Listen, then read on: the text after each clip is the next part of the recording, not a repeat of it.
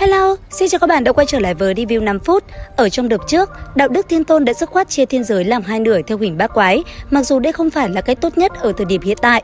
Thế nhưng nó đã tạm thời ngăn chặn lại cuộc chiến giữa thiên thần và ám hồn trong một thời gian ngắn.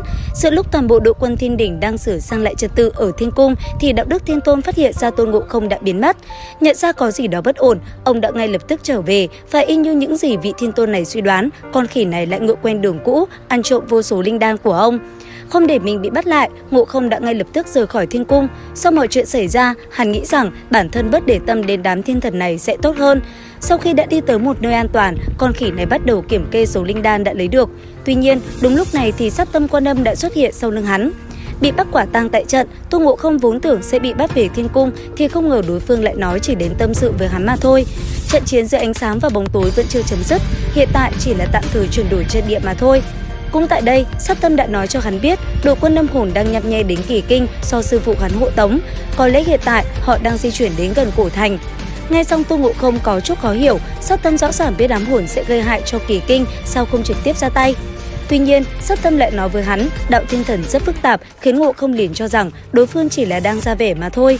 Trong khi cả hai đang nói chuyện thì cũng trong lúc này ở một nơi khác, Trừ Bát Giới sau khi biết sư phụ rơi xuống âm gian sẽ mất mạng, cho nên hắn quyết định bỏ đi. Trên hành trình tự do tự tại của bản thân, hắn tình cờ cứu được một thôn dân khỏi tay yêu quái và được mời ở lại trong một ngôi làng nọ.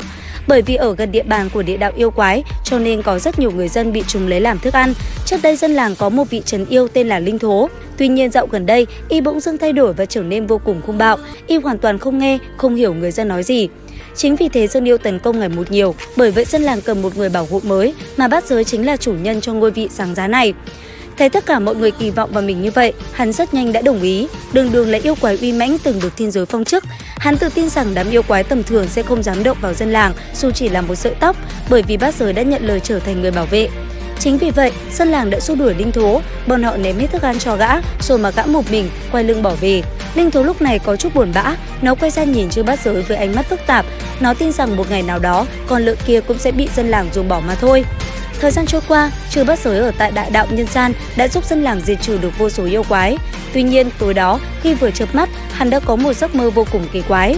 Đường Tăng đã xuất hiện trong giấc mơ của hắn, nhìn thấy sư phụ của mình, hắn vô cùng thất kinh. Trong chiêm bao, lời sư phụ văng vẳng trong đầu hắn. Bát Giới, con đã suy nghĩ kỹ chưa? Đừng tùy tiện hứa với người ta, hứa được thì phải làm được. Đây là trách nhiệm của con, nếu con đã hứa mà buông bỏ trách nhiệm, dù xuất phát từ ý tốt, cũng sẽ gây hại cho người khác. Giọng nói sư phụ vừa chấm dứt, hắn liền bừng tỉnh dậy. Đúng vậy, nếu đồng ý với dân làng, hắn sẽ bị mắc kẹt ở nơi này mãi mãi. Không được, nhân lúc trời chưa sáng, bản thân phải mau chóng rời khỏi. Nghĩ vậy, Bát Giới lập tức xuống giường, vừa mở cửa chạy ra ngoài rồi biến mất trong màn đêm đen tối. Cũng trong lúc này tại âm gian, Sang Ngộ Tĩnh sau khi chia tay Bạch Lang và Kỳ Kinh, hắn đã tìm được đi đến âm giới với hy vọng sẽ cứu được sư phụ.